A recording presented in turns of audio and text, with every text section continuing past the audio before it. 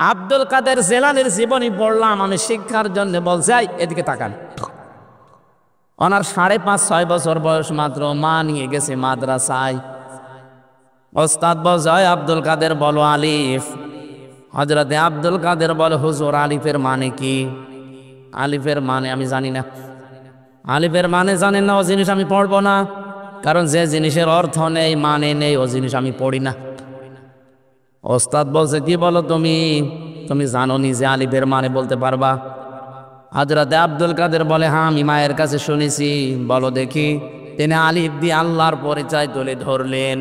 আল্লাহ লা ইলাহা ইল্লাহু আল হাইয়ুল কাইয়্যুম। এখানে পড়তে পড়তে 10টা ক্ষমতার কথা আছে আল্লাহর, 10টা পাওয়ারের কথা আল্লাহ আয়াতে জানিয়েছেন সূরা আয়াতুল কুরসির ভেতরে, যেটা সূরা বাকারার 255 নম্বর আয়াত। তেলাওয়াত করে শোনালেন। আল্লাহর পরিচয় দেওয়ার পরে ওস্তাদ বেহুশ হয়ে গেছে কাঁদতে কাঁদতে। কি বলে এতটুকু বাচ্চা? মাকে ডাক দিয়ে পর্দার আড়ালে বলে মা আপনার ছেলে মনে হয় মাদ্রাসায় পড়িয়েছেন, এখন নিয়ে এসেছেন আমার কাছে পরীক্ষা করার জন্যে। মা বলে না এই প্রথম নিয়ে আসলাম। ওস্তাদ বলে আপনার কপাল ভালো, এতটুকু বাচ্চা, এর তো কোরআনে কারিমের অনেক আয়াত আছে। ওনার জীবনীতে লেখা আছে প্রায় 18 পারা পর্যন্ত ওনার এই ছোট বয়সে মুখস্থ ছিল, 5.5-6 বছর বয়স। মা আমার কান্না আরম্ভ করলেন। ওস্তাদ বলে আপনি কাঁদেন কেন, আপনার তো আনন্দের বিষয়। মা বলে কাঁদি এই জন্যে আমার এই ছোট্ট বাচ্চা পেটে যখন ছিল তখন প্রতিনিয়ত আমি কোরআন পড়তাম। আজ কত মহিলা প্যান্ডেলে বসে আছে, ওরা সন্তান পেটে রেখে সূরা ইউসুফ পড়ে না, সূরা মুহাম্মদ পড়ে না, ওরা সারাদিন বসে দেখে স্টার জলসার স্টার প্লাস। পেট থেকে আব্দুল কাদের জেলানি আসবে না কটকটি আসবে? আসে ও কটকটি আর রং কিরণমালা। মেয়েদের কয়েক ইঞ্চি পেট, এটা খুব দামি জায়গা। এখানে কত মানুষের নজর পড়ে, সবার নজর কি ভালো? অনেকে বলে হুজুর আমি ভালো নজরে তাকাই, এটা টাটকা শয়তান। তোমার নজর কত ভালো?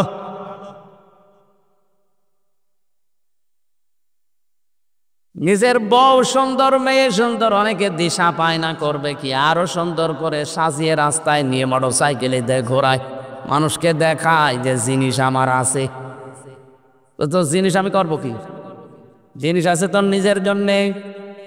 আর ওইটা রাস্তা দিয়ে মোটরসাইকেলে করে নিয়ে যায়। এই যুব সংঘের যুবকরা দেখে আর বলে আল্লাহ মাল গেল। বলবে তো আপনার বউকে দেখে মেয়েকে দেখে কেউ যদি বলে মাল গেল, ওই মালের পেটে আর ভালো মাল আল্লাহ দেবে না। শেষে আপনার বাচ্চা হবে ঠিক, কিন্তু হবে ডিপ জল, খাইছে ধরে। আশা করছে আপনার পেটটা আপনি সংরক্ষণ করেন। আব্দুল কাদের জেলানি যে মায়ের পেটে এসেছিল, ওই মায়ের পেট আর আপনার পেট আকাশ পাতাল। আব্দুল কাদের জেলানির মা বলে আমার এই সন্তান পেটে রাখা অবস্থায় প্রতিনিয়ত আমি কোরআনে কারিম পড়তাম। শুধু কোরআন পড়েছি তা না, এই সন্তানটা জন্ম নেওয়ার পরে একে আমি পাশে বসিয়ে ফজরের নামাজ আদায় করে যখন তেলাওয়াত করতাম, আমি নিজেও কোরআনের হাফেজা। আমার এই ছোট্ট বাচ্চা আমার মুখের দিকে তাকিয়ে মুখ মেলাতো। আমার আফসোস হয় এই কারণে, আমি যদি আর একটু কষ্ট করে পুরা কোরআনটা এভাবে প্রতিনিয়ত পড়তাম, আমার এই ছোট বাচ্চা এতটুকু বয়সে 30 পারা কোরআনের হাফেজ হয়ে যেত। আব্দুল কাদের জেলানি এমনি হয় না, পেটে মায়ের পেট তৈরি করা লাগবে ওই রকম ভাবে। কোন মহিলাকে নবীজি কিন্তু দাজ্জুস বলেন না। আর দাজ্জুস লা ইয়াদখুলুল জান্নাহ, এটা মুযাক্কার শব্দ, পুরুষ। ওই পুরুষ দাজ্জুস যার মেয়ে, যার বৌমা, যার বউ, যার বোন বেপরদায় চলে, ওই পুরুষকে নবীজি দাজ্জুস বলেছেন। আর দাজ্জুসের জন্য জান্নাত হারাম। আর দাজ্জুস লা ইয়াদখুলুল জান্নাহ, দাজ্জুস জান্নাতে যাচ্ছে না, যাবে না। এদখল মোজারে বর্তমান ভবিষ্যৎ, প্রেজেন্ট ফিউচার। এ হাদিসের ব্যাখ্যায় পড়েছি কোন মহিলা বেপরদায় চলার কারণে যদি জাহান্নামী হয়ে যায়, কমপক্ষে 4 জন পুরুষ মানুষ সাথে নেবে। তার বাবাকে নেবে, তার বড় ভাইকে নেবে, তার নিজের স্বামীকে নেবে, তার বড় ছেলেকে নেবে। ও বাংলার মুসলমানেরা, এই জন্যই তো পর্দা পর্দা পর্দার কথা বারবার বলা হয়। ওরা যদি জাহান্নামে চলে যায় তাহলে হয়তো আপনি কারো বাবা, কারো স্বামী, কারো বড় ছেলে, নাই কারো বড় ভাই, আপনি বাঁচতে পারবেন? বলেন। কোরআনের উপরে আমল বাড়াতে হবে আমাদের। শুধু আমল বাড়ালেই হবে না, আমলটা মানুষের কাছে পৌঁছিয়ে তাকে মানার মতো ব্যবস্থা করে দেওয়া লাগবে। আজ কোরআনের আমল বাংলাদেশে করা সহজ না কঠিন? আগুন হাতে রাখার মতো কঠিন এখন। কোরআনের আমল করা খুব কঠিন হয়ে দাঁড়িয়েছে। যে 4টা অর্থ বললাম, শুদ্ধ করে পড়া, বোঝা, আমল করা, আর মানুষকে আমল করানোর জন্য পরিবেশ তৈরি করে দেওয়া। আপনি বলেন তো, এই 4টা কাজ বাংলাদেশে আমরা পারছি, তাহলে দুনিয়ার হাসানা আমরা পাইনি, খালি মোনাজাতি শেষ।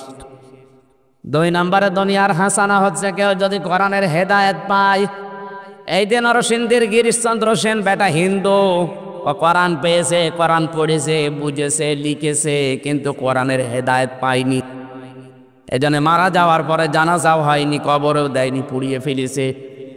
আপনিও কোরআন পড়বেন, বুঝবেন, লিখবেন, কিন্তু কোরআন থেকে হেদায়েত নেবেন না, আপনাকেও আল্লাহ জান্নাতে দেবেন ওই হিন্দুর মতো, আপনারও পুড়িয়ে ফেলবে জাহান্নামের আগুন দিয়ে।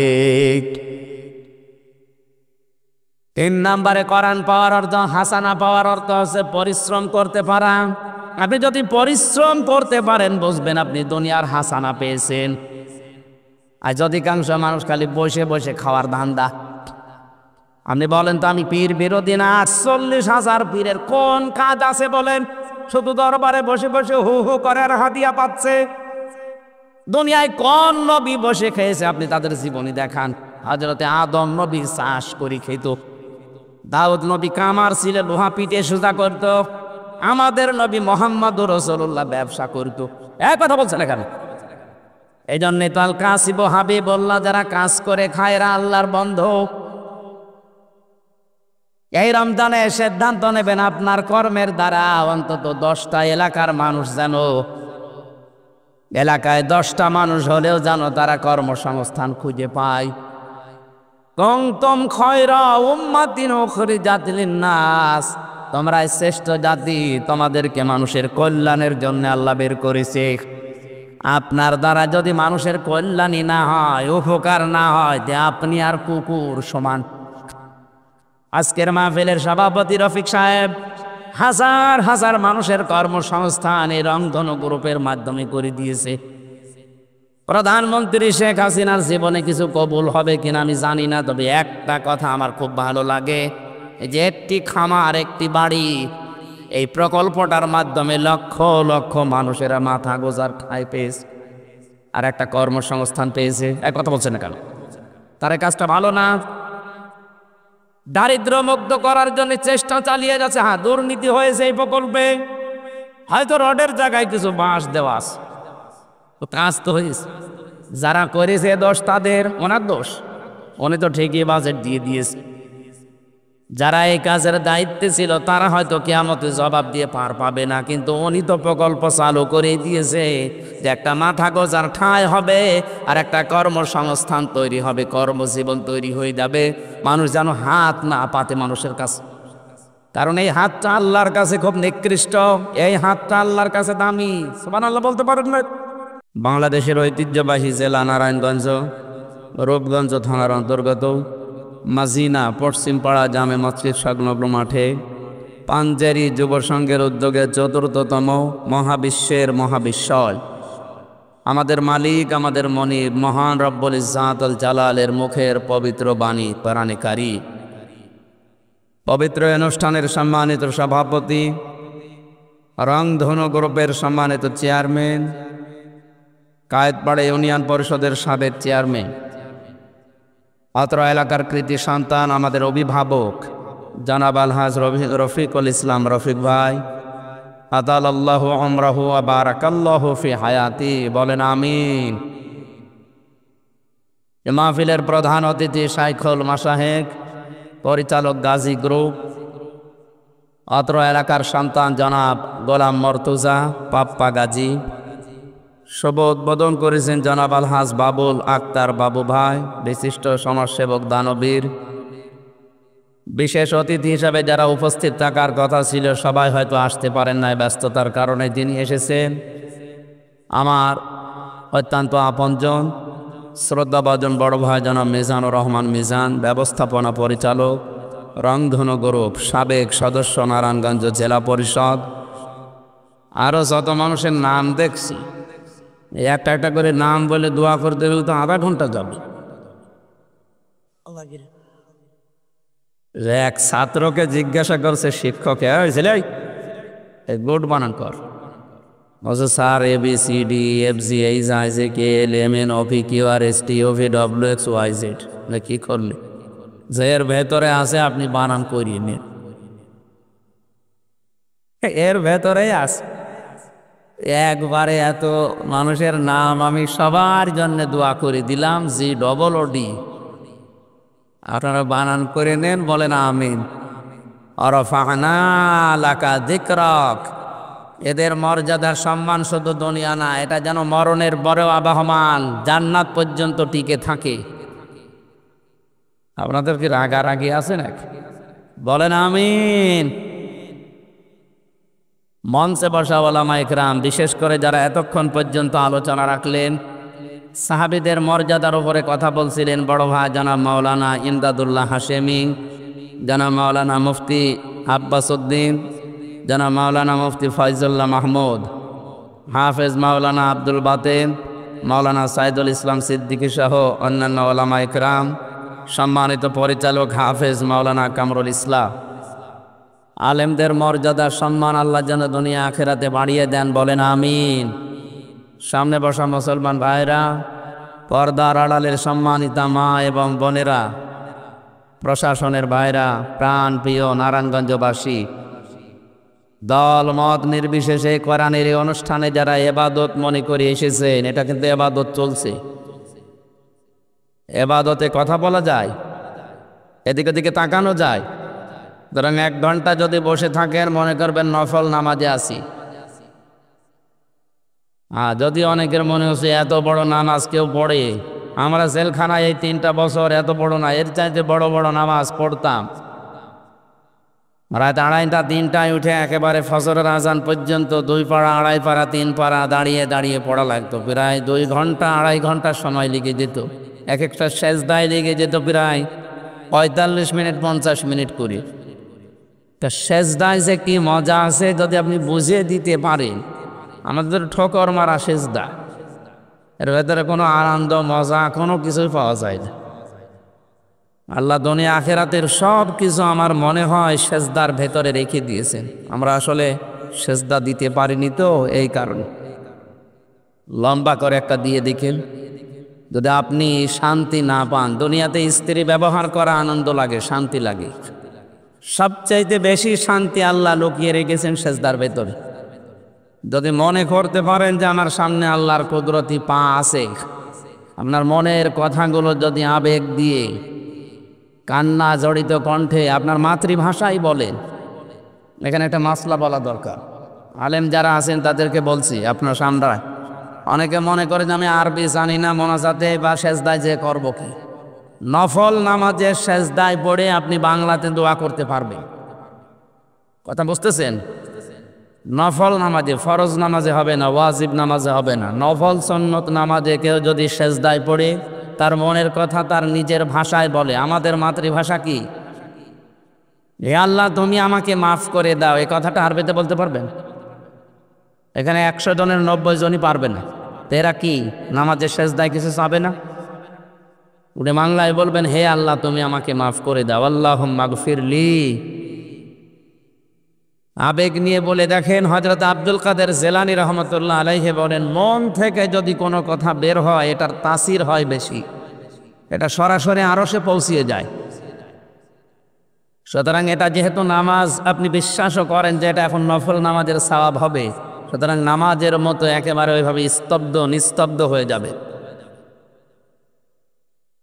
অনেকে নামাজে দাঁড়িয়ে কয়টা ফ্যান আছে বনে, আপনি কি আবার ওই রকম নিয়তে আছেন নাকি? যেদিকে দিকে তাকিয়ে দেখবো কয়টা লাইট আছে?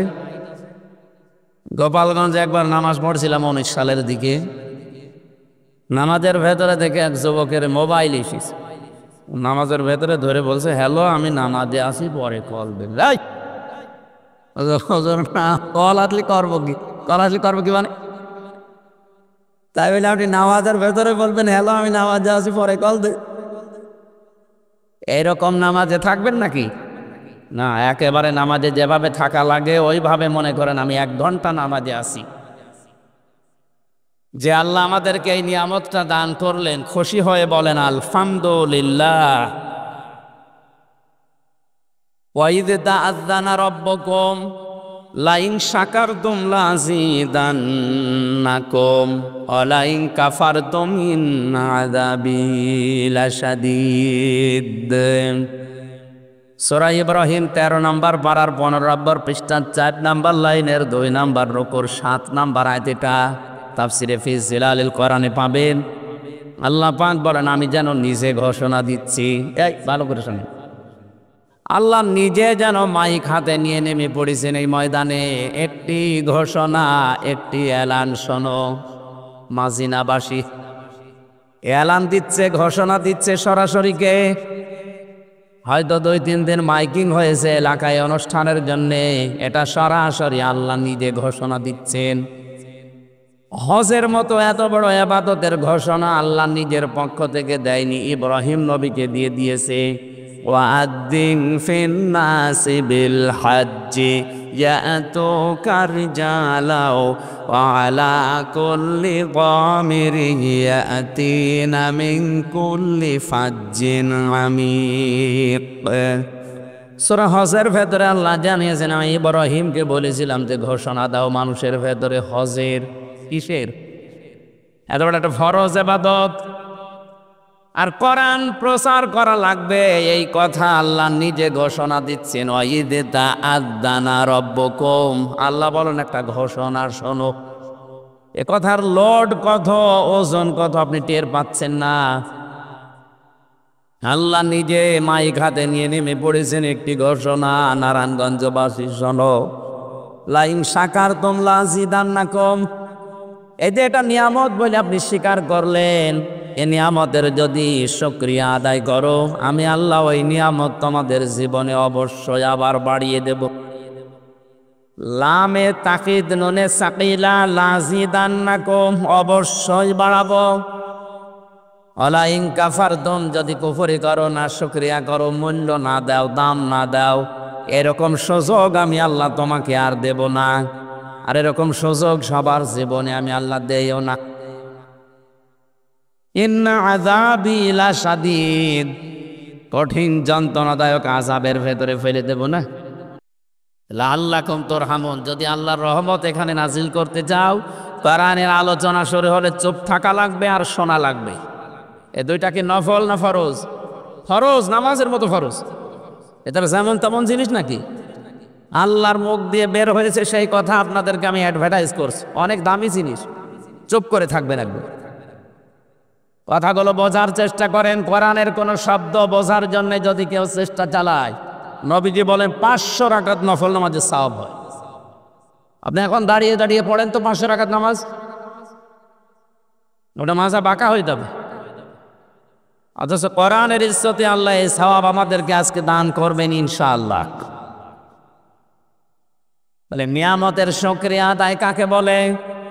এই বাংলাদেশে অনেকে মনে করে টুটি পর্যন্ত খেয়ে একটা ঢেকর তুললাম আর আলহামদুলিল্লাহ হয়ে গেল। না, এটা একটা বাক্য। কেউ যদি নিয়ামতের শুকরিয়া আদায় করতে চায়, মুফাসসির বলেন 3টা শর্ত তাকে মানা লাগবে। কয়টা? 1 নম্বরে আপনাকে স্বীকার করা লাগবে যে এটা নিয়ামত। এটা মানেন তো? এটা যে নিয়ামত মানেন তো? নিয়ামতের কদর করবেন। আপনি কথা বলছেন এখনো পর্যন্ত। 2 নম্বরে আপনি শুধু মুখে স্বীকার করলে হবে না।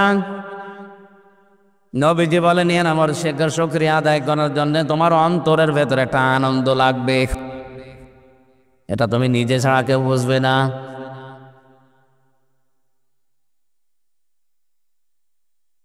আপনার অন্তরের ভেতরে একটা অনির্বচন সুখ আপনি অনুভব করবেন। 3 নম্বরে এসে কথাগুলো এখান থেকে ডেলিভারি দেওয়া হবে। এই কথাগুলো আপনার প্র্যাকটিক্যাল লাইফে আপনি মিলাবেন, এই 3টা শর্ত শুকরিয়া আদায় করার। তাহলে এখন থেকে আপনি মুখে উচ্চারণ করে ফেলেছেন যে হ্যাঁ এটা আমি নিয়ামত মানি। আপনার অন্তরের ভেতরে আনন্দ আছে কিনা আমি জানি না। যদি আনন্দ লেগে থাকে, যদি আপনি শান্তি পান, অনির্বচন একটা সুখ আপনি পান। 3 নম্বরে কথাগুলো জীবনে যদি সেট করতে পারেন, এরকম ভালো ভালো নিয়ামতে আপনাকে আল্লাহ আরো সংযুক্ত করবেন। বলেন আমিন। নবীজি বলেন মান ক্বালা বিহি সাদাকা, যারা কোরআন দিয়ে কথা বলে দুনিয়ায় তারা সত্য কথা বলে। আজকে থেকে সিদ্ধান্ত নেওয়া লাগবে, কথা শুনলে আমরা কোরআন বাদে কথা শুনবো না। রাজি আছেন? 48,000 দরবার আজ বাংলাদেশে পীরের, একটা দরবার আপনি আমারে দেখান যেখানে কোরআন দিয়ে কথা হয়। অধিকাংশ জায়গায় বাবা কি করেছে, দাদা কি করেছে, ওইটা চলে। কোন কারণে বলা লাগবে? আমি ইসলাম জানতে গিয়ে কোন বাবা কি বলেছে, দাদা কি করেছে ওইটা দেখি না। আমি ইসলাম মানতে গিয়ে দেখি আল্লাহ কি বলেছে, রাসূল কি করেছে। তাহলে আমরা আর বিভ্রান্ত হতাম না। কোন বাবা আকাশ দিয়ে উড়ে গেছে, তোর কি দরকার? তুই আকাশ দিয়ে উঠতে পারিস কিনা ওইটা বল। বাবা উড়ে গেছে ওইটা নিয়ে ওয়াজ করছে। পাবনা এক জায়গায় ওয়াজ করছিল আমার আগে একজন আমার ভাইরা। আমার যে পীর আছে এত বড় আল্লাহর ওলি, প্রতিদিন 30টা করে পান খায়, প্রতি পানে হাকিমপুরি জর্দা খায়। বলেন সুবহানাল্লাহ। সুবহানাল্লাহ বলছে। আমি বললাম হাকিমপুরি জর্দায় যদি সুবহানাল্লাহ হয়তো নাউজুবিল্লাহ হবে কোন জর্দায়? এইটা খেয়েও মানুষ সুবহানাল্লাহ পড়ে না। আমরা এভাবে চলতে চাই না। কোন জায়গায় কথা শুনলে আগে কোরআন দিয়ে কথা শুনতে হবে, তাহলে সে কথায় ভেজালের সম্ভাবনা। দালিকাল কিতাবু লা রাইবা ফিহি, এমন একটা কিতাব আল্লাহ দিয়েছেন যে কিতাবে সন্দেহ তো দূরের কথা লেশ মাত্র নেই। কথা বুঝতেছেন? এখানে গুরুত্বপূর্ণ একটা তথ্য আছে। এখানে আলেম নেই? ও আলেম কোনটা? হ্যাঁ, আমি একটা শব্দ বলবো এবার, ভালো করে খেয়াল করেন। এটা জালিকাল কিতাব, কিতাবের আগে আলিফ লাম দেওয়া, এটা খেলা করার জন্য দিয়েছে। কোরআনের প্রতিটি শব্দ কিন্তু গবেষণামূলক। আমি তাফসীর পড়তে গিয়ে দেখেছি আলিফ লাম কেন আল্লাহ দিলেন। ফি জিলালিল কোরআনে মুফাসসির লিখেছেন এই পৃথিবীতে কিতাব মাত্র একটা, তার নাম কোরআন। আর যা আছে দুনিয়াতে সব কোরআনের ব্যাখ্যা। কথা বুঝতেছেন? কোরআনের আগে আলিফ লাম দিয়েছেন আল্লাহ, কিতাবের আগে নির্দিষ্ট করে দিলেন এই জন্যে যে হেদায়েত দেওয়ার মতো কিতাব এই পৃথিবীতে একটা এখন আছে, তার নাম কোরআন। কোরআন যদি কাউকে হেদায়েত দিতে না পারে, পথ দেখাতে না পারে, বুঝতে হবে ওর কপালে হেদায়েত নেই। তাফসীরে মুফাসসির বলেন কোরআন যেখানে নেই, এই আয়াতের ব্যাখ্যায় আমি হাদিস পেয়েছি, মানিত্তাবাআল হুদা বিগাইরিল কোরআন আদাল্লাহুল্লাহ। তিরমিজি শরীফের হাদিস। কোন মানুষ যদি কোরআন বাদ দিয়ে পৃথিবীর কোন জায়গায় হেদায়েত পাওয়ার জন্যও যায়, ওর নিয়ত ভালো ছিল যে আমি ভালো হওয়ার জন্য যাচ্ছি, কিন্তু কোরআন সেখানে ছিল না, এজন্য আল্লাহ নিজে দায়িত্ব নিয়ে তাকে গোমরা বানিয়ে দেয়। শব্দের দিকে খেয়াল করেন তো, আদাল্লাহুল্লাহ, আদাল্লাহ ইউদিল্লু বাবে ইফআল থেকে এসেছে। শব্দটা যদি দল্লা নবীজি বলতেন দল্লা ইয়াদুল্লু, বাংলা অর্থ আসতো আপনি নিজেই নিজেকে খারাপ বানিয়ে ফেলেছেন। আদাল্লা বাবে ইফআল থেকে আসার কারণে বাংলা অর্থ দাঁড়িয়েছে আপনার হয়তো নিয়ত ভালো ছিল, কিন্তু কোরআন সেখানে ছিল না, এই জন্য আপনি ভালো হওয়ার নিয়ত গিয়েছিলেন। আল্লাহ নিজে দায়িত্ব নিয়ে আপনাকে আরো খারাপ বানিয়ে দেবে। কেন বলেন তো? বাবাকে বাবা বলে ডাকে মানুষ, অনেকে শ্বশুরকেও বাবা বলে ডাকে। ডাকে না? শ্বশুরকে বাবা বলা যায়? না, জায়েজ আছে, কিন্তু নিজের বাবার সামনে যদি বারবার বাবা বাবা করে ডাকেন, আপনার বাবার মনে কষ্ট লাগবে না?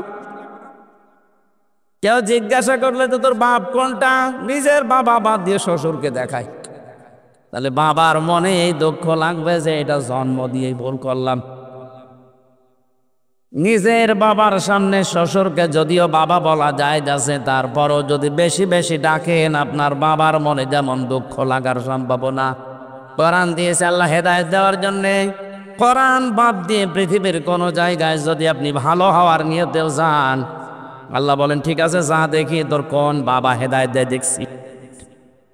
এই জন্য দেখতে পাই আজ 48,000 দরবার থেকে হেদায়েতের কিছু পাওয়া যায় না, কারণ কোরআন সেখানে চলে না, ওর বাবার নিয়ম চলে। আমি আপনাকে ওখানে যেতে নিষেধ করছি না, যাবেন ওই জায়গায় যেখানে কোরআন পাওয়া যায়, কোরআনের কর্মসূচি চলে। আপনি সত্যিবকে হাত দিয়ে বলতে পারবেন একটা দরবারের নাম যে এই দরবারে কোরআনের কর্মসূচি চলে, বাবার নিয়ম নীতি চলে না, দেখান, আমি সেখানে যাব। নেই। ওখানে গেলে আগে জিকির ধরে দেয়, হু হু করবি। জিকিরের শব্দ 4টা, স্পষ্ট হাদিস, সুবহানাল্লাহ, আলহামদুলিল্লাহ, লা ইলাহা ইল্লাল্লাহ, আল্লাহু আকবার। জিকির যদি করতে চান এটা ইবাদত, এই 4টা শব্দ দিয়ে করবেন। এক কথা বলছেন না কেন? আর জিকির কিভাবে করবেন ওই নিয়ম আল্লাহ কোরআনে দিয়েছেন যে এইভাবে করো। আযকুর রাব্বাকা ফি নাফসিকা তাবাররুআ ওয়া খিফাতা ওয়া দুনাল জাহরি মিনাল কওলি ইলা আখিরি আয়া। সূরা আরাফ 9 নম্বর পারা 15 নম্বর পৃষ্ঠা 13 নম্বর লাইনের 104 নম্বর আয়াত আছে, প্রথম অংশে পাবেন। তাফসীর ইবনে কাসির। আল্লাহ পাক বলেন আমাকে ডাকবা মনে মনে। কিভাবে? 1 নাম্বার পদ্ধতি এটা মনে মনে, 2 নম্বরে আবেগ জড়িত কণ্ঠে, কান্না জড়িত কণ্ঠে, 3 নম্বরে গোপনে গোপনে, 4 নম্বরে আওয়াজ বাদ দিয়ে। এই 4টা শব্দ বুঝেছেন কিনা বলেন? আল্লাহকে ডাকার পদ্ধতি আল্লাহ নিজে শেখালেন। উযকুরুল্লাহ, তোমরা জিকির করো আল্লাহর, কামা আল্লামাকুম, যেমন ভাবে আল্লাহ তোমাদের শিখিয়েছেন। তা আল্লাহ শিখিয়েছেন কয় পদ্ধতি? আরো জোরে বলেন বলেন। 1 নম্বরে মনে মনে, 2 নম্বরে কান্না জড়িত কণ্ঠে, কথা বুঝতেছেন? 3 নম্বরে গোপনে, 4 নম্বরে উচ্চ আওয়াজ বাদ দিয়ে। এবার বলেন তো আজ দরবারগুলোতে যে জিকির চলছে এই সিস্টেমে আছে? বিশেষ করে আমার তাহেরি ভাই যে জিকির করে, কি জিকির গো! জিকিরের তালে তালে নাচতেছে, অনেকে ওর সাথেও নাচে, আর এত জোরে জোরে কেন? কি দরকার আপনাকে? সাহাবী পাহাড়ে উঠছিলেন, জোরে জোরে ডাকছিলেন সুবহানাল্লাহ, আলহামদুলিল্লাহ। নবীজি বললেন কি এত জোরে ডাক দাও, আল্লাহ কি কালা নাকি? আল্লাহকে শুনতে পাবে না? আমি কিন্তু ফরজ নিয়মটা বললাম, এখন যদি কারো গায়ে লাগে এই হাদিস তাহলে বাদ দিয়ে দেই। আপনি জিকির করবেন কয়টা শব্দ দিয়ে, কয়টা নিয়মে, এর বাইরে ইসলাম নেই। যদি কেউ বাইরে কোনো কিছু বানায় সেটা বেদাত।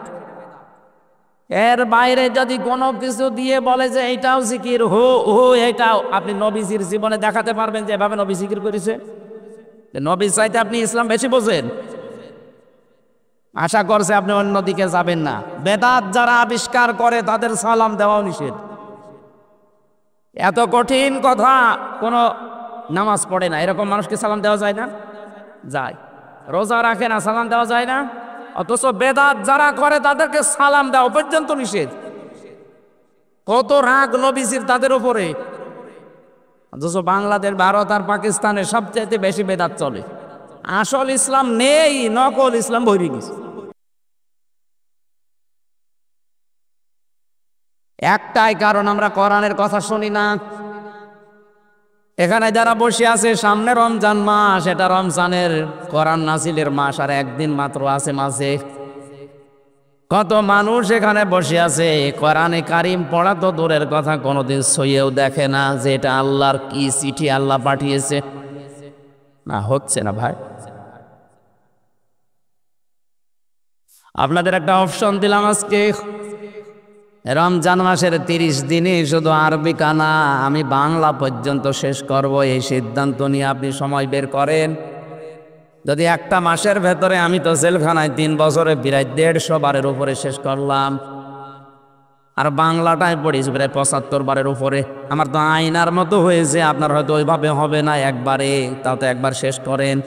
ওরা রমজানের পরে দেখবেন আপনাকে দিয়ে কেউ বেদাত আর শিরিক করাতে পারবে না। এটা ঔষধ, এটা একবার শেষ করে দেখেন।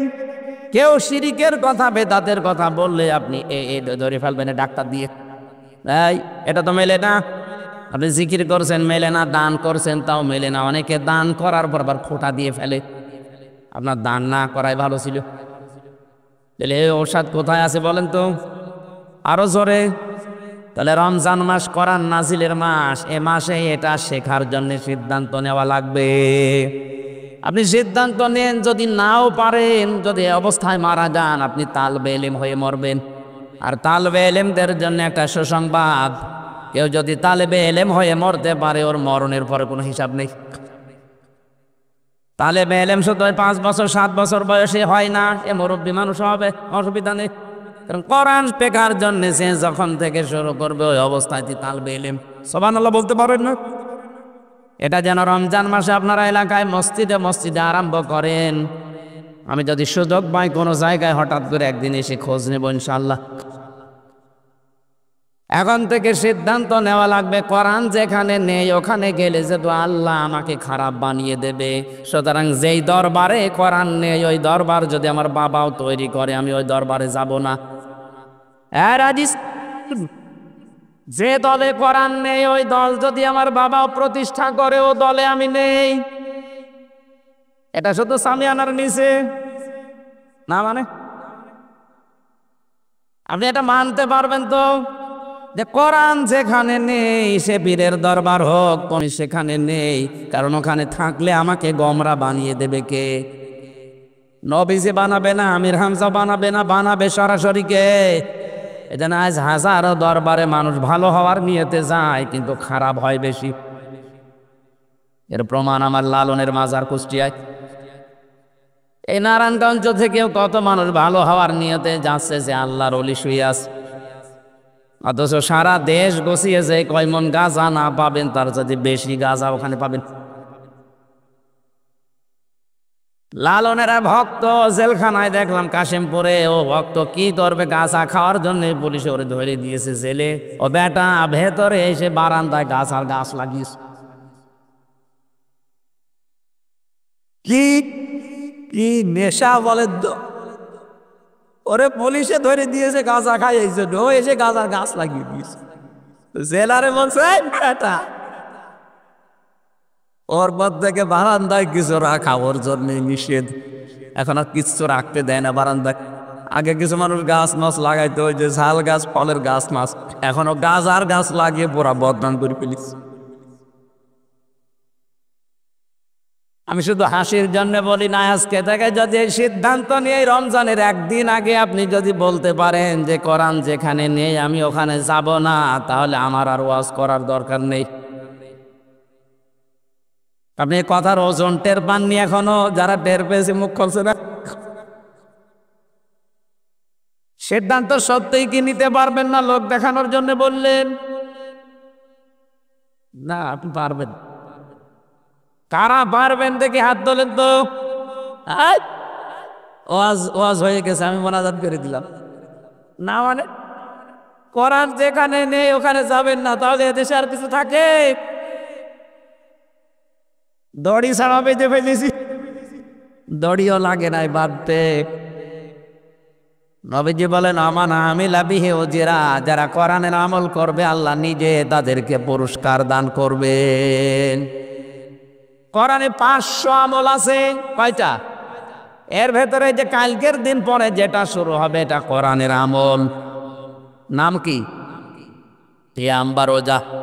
ইয়া আইয়ুহাল্লাযীনা আমানু কুতিবা আলাইকুমুস সিয়াম কামা কুতিবা আলাল্লাযীনা মিন ক্বাবলিকুম লাআল্লাকুম তাত্তাকুন।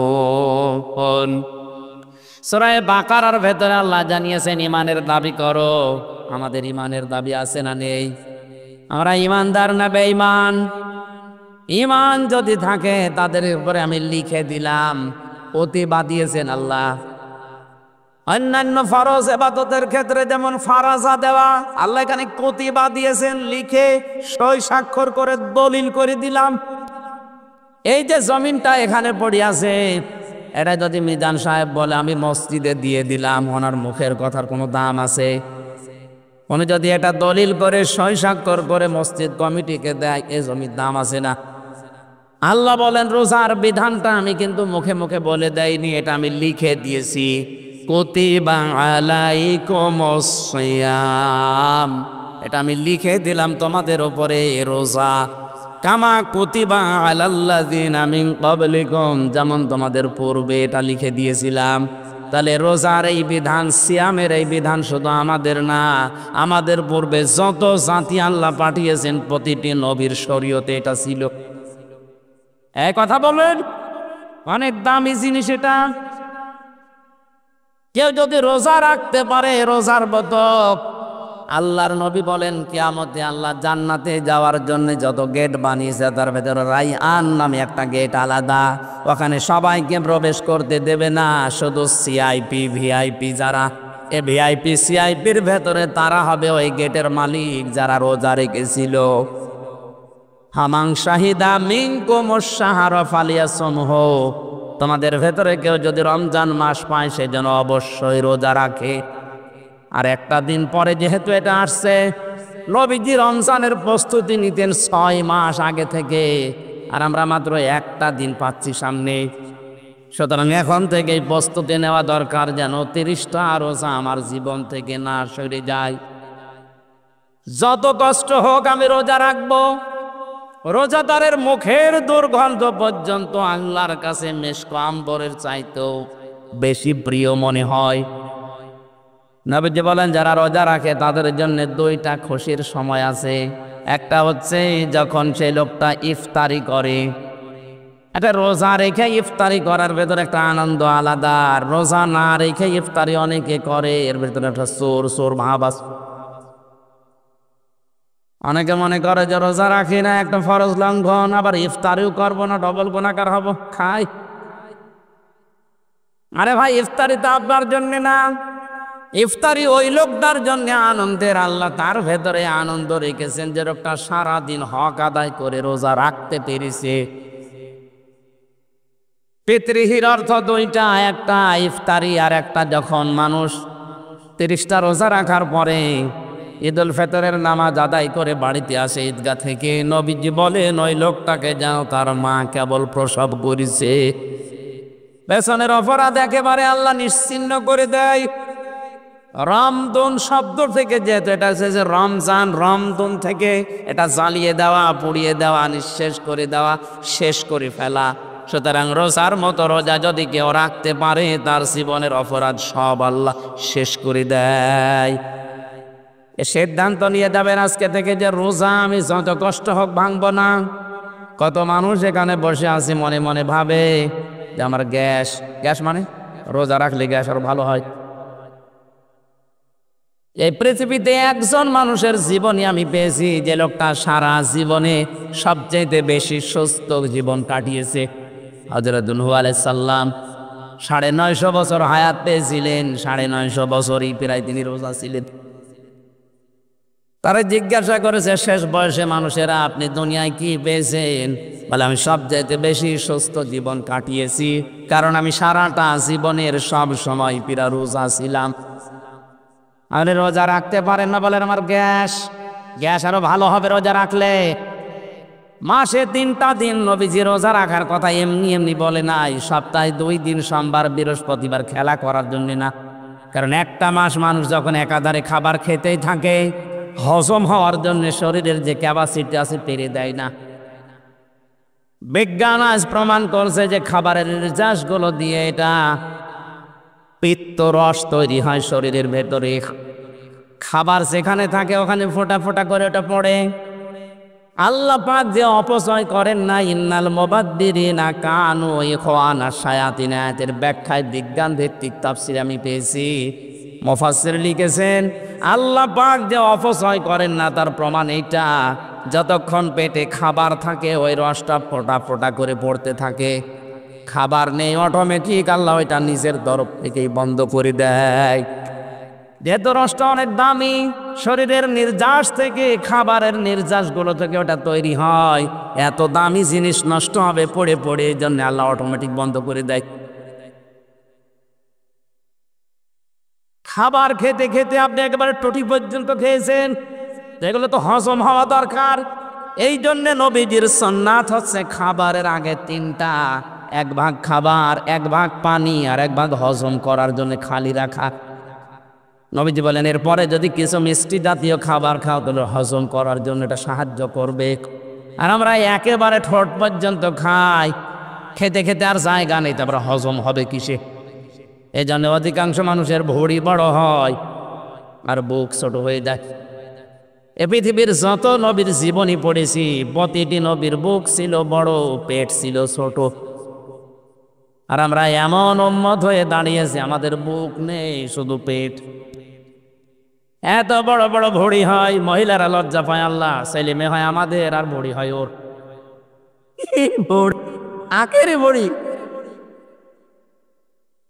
কোলাকুলি করতে গেলে বুক পাওয়া যায় না।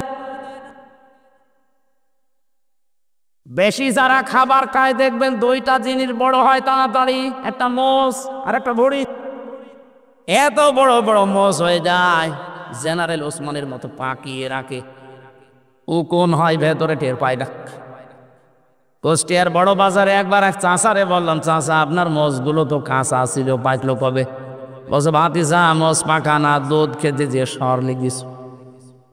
কি বড় মোষ, চিন্তা করে, যেটা রাখার দরকার ওইটা রাখে না। নবীজির উম্মত দাবি করলে দাড়ি আপনি লম্বা করবেন আর মোষ খাটো করবেন, এইটা আপনি রাখেন না, রেখে দিয়েছেন ওপরেরটা। আশা করছি যারা দাড়ি রাখেন একটু রাখেন, এক মুষ্টি পরিমাণে রাখেন, আপনার চেহারার সৌন্দর্য বৃদ্ধি হয়ে যাবে। যারা দাড়ি রাখে তাদের দুইটা ক্ষতি হয়। ডাক্তার জাকের নায়েকের যে 13 খণ্ড লেকচার আছে ওর ভেতরে আমি পেয়েছি, দুইটা ক্ষতি হবে দাড়ি কাটলে। যারা প্রতিদিন চাষে, এই ত্বক নষ্ট হয়ে যাবে। 2 নম্বরে যৌন শক্তি হারিয়ে যাবে। আপনি যুবক হওয়ার জন্য দাড়ি কেটে ইয়াং সাজেন, এদিকে ব্যাটারি যে লো হয়ে যাচ্ছে, আপনি আর নিচে নামলাম না। এরপরেও যদি কেউ না রাখে, এ তার বিবেকের ওপরে দিলাম, যা। হ্যাঁ রাখবেন, হ্যাঁ, প্রত্যেকটি নবীর সুন্নত ছিল দাড়ি, দাড়ি রাখবেন।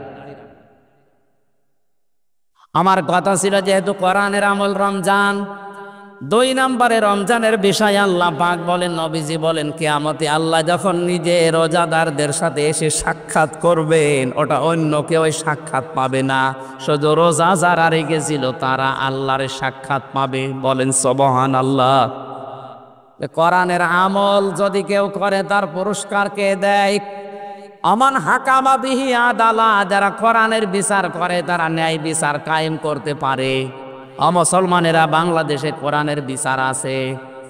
হ্যাঁ বলেন, কোরআনের বিচার থাকলে আমি 3 বছর যে ভেতরে কাটালাম কোন কারণে? সিএমএম কোর্ট, জজ কোর্ট, হাইকোর্ট মিলে মামলাটা কতবার? ওনারা বলে হাইকোর্টের বিচারপতি বলে না আমি জানি না। আপনার চেয়ারে বসে থাকার দরকার কি? হাইকোর্টের বিচারপতি যদি কথা বলতে পারে, তাও মামলাটা 20-30 বার যদি ওঠার পরে যে আমি জানি না, আমি বিচার পাবো কার কাছে? কোরআনের বিচার যদি থাকতে কথা বলতে পারত। বলেন বলেন, হযরত ওমরের জামানায় যে প্রধান বিচারপতি ছিল তিনিও তো বিচার করেছিলেন। হযরত ওমরের ছেলের বিচার তাও। এখানে কোরআনের বিচার থাকলে সেখানে ন্যায় বিচার পাওয়া যায়, কোরআনের বিচার না থাকলে সেখানে অবিচার শুরু হয়। তার প্রমাণ আমরা নিজেরাই। অমাং দায়, হাদিসটা ভালো করে খেয়াল করেন, অমাং দায় ইলাইহি হাদা, যে ব্যক্তি কোরআন দিয়ে মানুষকে ডাক দেয় আল্লাহ নিজে তাকে হেদায়েতের উপরে রাখে। আপনি যদি হেদায়েতের উপরে থাকতে চান, শুধু জুব্বা গায়ে দিলে, পাগড়ি মাথায় দিলে, তসবিহ টিপলে হেদায়েতের উপরে থাকা যায় না। হেদায়েত একটা আলাদা জিনিস। এর উপরে থাকতে হলে আপনাকে জীবন মরণ নিয়ে হলেও কোরআন দিয়ে ডাকা লাগবে। কে দিয়ে? দাআ একালিপ টান আছে, অমান দাআ ইলাইহি হাদা। যে ব্যক্তি কোরআন দিয়ে মানুষকে ডাকবে, আল্লাহ নিজে তাকে হেদায়েতের উপরে রাখবে। হাদিসের শেষ কথা আরো মূল্যবান, ফাকাদু হুদিয়া ইলা সিরাতিম মুস্তাকিম। কেউ যদি কোরআনের ডাকে সাড়া দিতে পারে, আল্লাহ নিজে তাকে সিরাতে মুস্তাকিম নসিব করে দেবে। প্রতিদিন নামাজের ভেতরে দাঁড়িয়ে যেটা আপনি চান, ইহদিনাস সিরাতাল মুস্তাকিম, এ আল্লাহ সহজ সরল স্থায়ী পথ আমাকে দান করো। আল্লাহ পাক বলেন, কোরআনের ডাকে সাড়া দাও, তোমাকে আমি সিরাতে মুস্তাকিম দিয়ে দেব। সুতরাং আজকে আমি ডাক দেব কোরআন দিয়ে, আপনি সাড়া দিতে পারলে আমিও হেদায়েতের উপরে থাকতে পারবো, আপনাকেও আল্লাহ জান্নাতের পথ দেখিয়ে দেবে ইনশাআল্লাহ। দরুদ আর সালাম নবীজির উপরে পড়ে তেলাওয়াতকৃত আয়াত, এটা সবার মুখস্থ আছে আমি জানি, কিন্তু এর ভেতরে যে কি আছে যদি জিজ্ঞাসা করা হয়, একজনও বলতে পারবে না। আমি কাবার শরীফ তাওয়াফ করার সময় 16 সালে আয়াতটা দেখলাম পড়ছে মানুষ, রুকনি ইয়ামিন থেকে হাজরে আসওয়াদ, এই জায়গাটা লক্ষ লক্ষ মানুষেরা পড়ছে। চা নিয়ে আসতে 45 মিনিট লাগে। নারায়ণগঞ্জে মানুষ গরিব, লাগবে না, আর লাগবে না, একটা নিয়ে এসে 45 মিনিট পর ক্লাস নিয়ে 2 ঘন্টা লাগবে। থাক ভাই, কথা বুঝতেছেন আপনারা? এই আয়াতটা এই সময় দেখি লক্ষ লক্ষ মানুষেরা পড়ছে। আমি ওই সময় বুঝছিলাম না যে কেন এই আয়াত পড়ে। বাংলাদেশেও মানুষ এই একই আয়াত পড়ে, মোনাজাত করলেই বলে রব্বানা আতিনা ফিদ দুনিয়া হাসানা। কি আছে এর ভেতরে? বিশ্ববিদ্যালয়ে আসার পরে আমি 42টা তাফসির এক জায়গায় মিলিয়েছিলাম, দেখি এর ভেতরে কি আছে। ব্যাখ্যাগুলো এক জায়গায় করে করে দেখো, আল্লাহ দুনিয়া আখিরাতের সব এই আয়াতের ভেতরে ঢোকানো। আমরা আজকে তাফসীর আকারে কথা বলবো এই আয়াত থেকে। আসেন তো আধা ঘন্টা মতো, ইনশাআল্লাহ। সারা রাত থাকা যাবে না, আমার আবার ফজরের নামাজ জামাল পড়া লাগবে। আমার ভাইরা এবার আসেন আমরা দেখি এর ভেতরে কি আছে। আল্লাহ রাব্বুল আলামিনের কাছে শুধু সারা জীবন দোয়াই করে গেলাম, রব্বানা আতিনা ফিদ দুনিয়া হাসানা, হে আল্লাহ দুনিয়ায় হাসানা দাও। আল্লাহ যদি বলে হাসানা কি, কি বলবেন আপনি? নাকি বলবেন রব্বানা আতিনা ফিদ দুনিয়া হাসিনা? আল্লাহ পাক বলেন যা হাসিনা তোরে দিয়েই দিলাম। হাসিনা মানে সুন্দরী, আর হাসানা মানে কল্যাণ। হাসানা শব্দের 99টা অর্থ আছে। হাসানা মানে কল্যাণ, স্বস্তি, শান্তি, নিরাপত্তা, সুখ, এরকম কতগুলো অর্থ তাফসীরে আছে। আমি সবগুলো একটা একটা করে মিলাবো ইনশাআল্লাহ। কিন্তু দোয়া আপনাকে বসা লাগবে। মোনাজাত সারা জীবনই করছেন, রব্বি হাবলি মিনাস সালিহিন।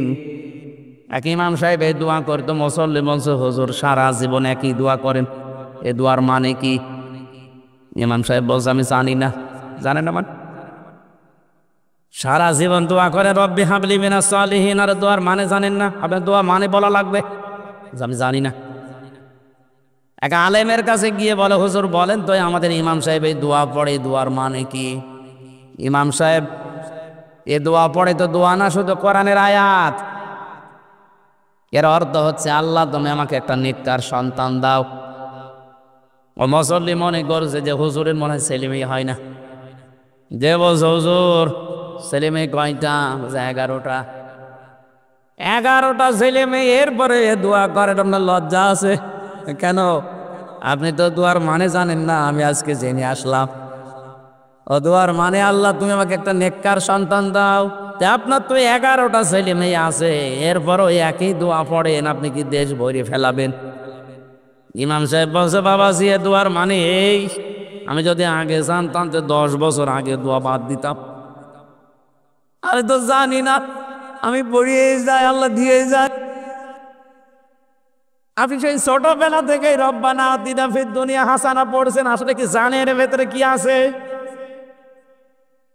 আমি ছোট্ট এই জীবনে আয়াতটা নিয়ে গবেষণা করে চিন্তা ভাবনা করে 16টা জিনিস পেয়েছি।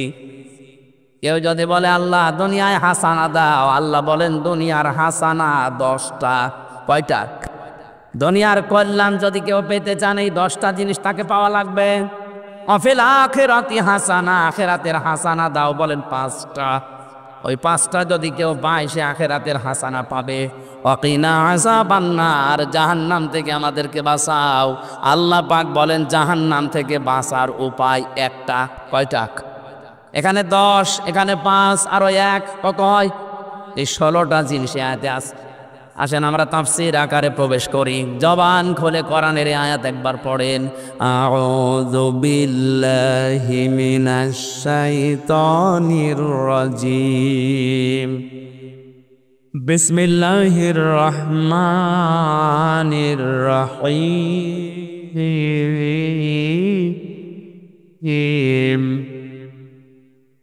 ومنهم من يقول ربنا آتنا في الدنيا حسنة وفي الآخرة حسنة وقنا عذاب النار।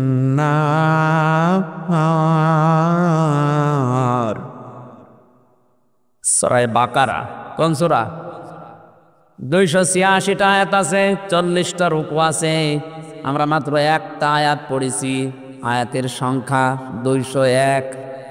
আপনি ভাবেন তো এই একটা আয়াতের ভেতরে যদি আমার মতো ছোট মানুষের দৃষ্টিতে এত কথা ধরা পড়ে, পুরা কোরআন শরীফের 6666 আয়াতে কত কথা আছে আপনার মাথায় ধরবে না।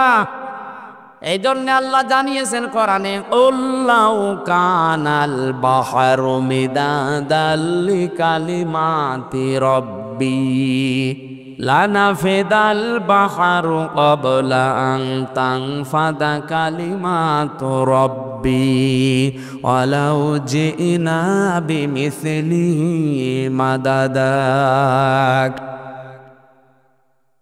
হে নবী আপনি বলেন তামাম দুনিয়ার সব পানি যদি কালি হয়ে যায়, যত গাছ আছে সব যদি কলম হয়ে যায়, দুনিয়ার জিন আর মানুষেরা যদি তোমার রবের এই কথার ব্যাখ্যা লেখা শুরু করে, তামাম দুনিয়ার পানি একদিন শুকিয়ে যাবে, কোরআনের ব্যাখ্যা লিখে কোনোদিন শেষ হবে না। এই জন্য কোরআনে কারিমের তাফসীর শুনতে হলে এরকম মন নিয়ে শুনতে হয়, দিলের কান লাগিয়ে থাকবেন। অমিনহুম, তাদের ভেতরে অনেক মানুষ এমন আছে, মাইয়াকুলু, যারা বলে। বুঝতেছেন? দুনিয়ার ভেতরে অনেক মানুষ এমন আছে, আল্লাহ বলেন তারা বলে। ইয়াকুলু, এটা মুজারি, বর্তমান, ভবিষ্যৎ, প্রেজেন্ট, ফিউচার। এখন বলছে, ভবিষ্যতেও বলবে। এরকম কিছু মানুষ আছে। কি বলবে? রব্বানা আতিনা ফিদ দুনিয়া হাসানা, হে আল্লাহ তুমি আমাদেরকে দুনিয়ায় হাসানা দাও, কল্যাণ দাও। আল্লাহ পাক বলেন দাঁড়া, তোর এই মোনাজাত কবুল হবে কিনা তুই নিজের জীবনে মিলা। যদি 10টা জিনিস তুই দুনিয়াতে পাস তাহলে বুঝবি তুই দুনিয়ার হাসানা পেয়েছিস। নারায়ণগঞ্জবাসী এবার নিজেদের সাথে আপনি মিলাবেন। ছোটবেলা থেকেই তো এই মোনাজাত করছেন, দেখেন তো আপনি পেয়েছেন কিনা। 1 নম্বরে দুনিয়ার হাসানা, কোরআনে কারিম পাওয়া। কি পাওয়া? এখন যদি বলেন কোরআন তো পেয়েছি, কোরআন আমার ঘরেই আছে, না। সূরা বাকারা 1ম নাম্বার পারা 18 নম্বর পৃষ্ঠা 4 নম্বর লাইনের 121 নম্বর আয়াতে আয়াতের দলিল দেওয়া আছে, আল্লাযীনা আতাইনাহুমুল কিতাবা ইয়াতলুনাহু হাক্কা তিলাওয়াতি। খুব ভালো করে শুনবেন। আল্লাহ পাক বলেন আমি যাদেরকে কিতাব দিয়েছি, কোরআন দিয়েছি, তারা এর হক আদায় করে তেলাওয়াত করে। হক আদায় করে পড়ার অর্থ 4টা। কয়টা? আরো জোরে। আপনি যদি বলেন আমি কোরআন পেয়েছি, দুনিয়ার হাসানা পেয়েছি, তাহলে 4টা জিনিস আপনাকে কোরআনের ব্যাপারে মানা লাগবে। আপনি এবার মিলাবেন এই 4টা পেয়েছেন কিনা। 1 নম্বরে কোরআন আপনাকে শুদ্ধ করে পড়তে হবে। পারেন আপনি? না। কত মানুষ পড়ে দেখি ইদা জা নাসরুল্লাহি ওয়াল ফাত হয়েছে না? না হয়নি। ইদা জা নাসরুল্লাহি ওয়াল ফাত হয়েছে? হ্যাঁ, হয়নি। অথচ কেউ কিছু বলছে না, ওনারা মনে করছে হয়েছে। এখানে যে সোয়াদ ছিল আমি সিন বললাম, অর্থ হয়ে গেছে আকাশ পাতাল। নুন সোয়াদ র নাসর মানে সাহায্য, আর নুন সিন র নাসর মানে ঈগল পাখি। আপনি মুখটা গোল না করে যদি সোজাসুজি বলতে চান আমার মতো, ইদা জা নাসরুল্লাহি ওয়াল ফাত, যখন আল্লাহর সাহায্য আসবে তখন আপনি বিজয় দেখতে পাবেন। আর আমি আগে যেটা বললাম অর্থ হচ্ছে যখন আপনি যখন ঈগল পাখি আসবে তখন বিজয় পাবেন। আল্লাহর কথা পুরা উল্টিয়ে ফেলেছেন। আপনি মনে করেছেন আমি পারি না, তাই কেন পারেন না কেন? যারা বলে আমি জানি না তাই মানি না, এটা আপনার ডবল অপরাধ। আপনি জানেন না কেন? আপনাকে জানা লাগবে। কেউ দুনিয়ায় মায়ের পেট থেকে জেনে আসেনি, সবাই দুনিয়ায় এসে জেনেছে। ওরা যদি জানতে পারে, আপনি জানেন না কেন? যেন আজকে থেকে কোরআন শুদ্ধ করে পড়বো এই নিয়ত করেন। আপনি কোরআন পেয়েছেন বললেই তো হচ্ছে না, কোরআন শুদ্ধ করে পড়া জানা লাগবে। 2 নাম্বার এটা বোঝা লাগবে। এখানে 100 জনের 98 জন মানুষ কোরআন বুঝবে না। তাহলে দুনিয়ার হাসান আপনি কি পেলেন? খালি দোয়াই করে যাচ্ছেন। আপনার দোয়া ইমাম সাহেবের মতো মাঠে মারা যাচ্ছে, দোয়া করে যাচ্ছে, সেরিমি হয়েই যাচ্ছে। রব্বানা আতিনা ফিদ দুনিয়া হাসানা শুধু বলা না, কোরআন আপনাকে পাওয়া লাগবে। এটা দুনিয়ার হাসানা, দুনিয়ার, আরো জোরে বলেন। আর কোরআন পাওয়ার অর্থ 1 নাম্বার শুদ্ধ করে পড়া, 2 নাম্বারে বোঝা, 3 নাম্বারে যতটুকু বুঝবেন ওর উপরে আমল করবেন। আব্দুল কাদের জেলানির জীবনী পড়লাম আমি শিক্ষার জন্য, বলছে এদিকে তাকান।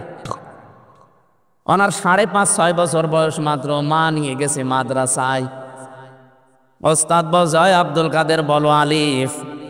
হযরতে আব্দুল কাদের বলে হুজুর আলিফের মানে কি? আলিফের মানে আমি জানি না। আলিফের মানে জানেন না, ও জিনিস আমি পড়বো না, কারণ যে জিনিসের অর্থ নেই মানে নেই ও জিনিস আমি পড়ি না। ওস্তাদ বলছে কি বলো তুমি জানো নি যে আলিফের মানে বলতে পারবা? হযরতে আব্দুল কাদের বলে হ্যাঁ আমি মায়ের কাছে শুনেছি। বলো দেখি। তিনি আলিফ দিয়ে আল্লাহর পরিচয় তুলে ধরলেন। আল্লাহ লা ইলাহা ইল্লাহু আল হাইয়ুল কাইয়্যুম।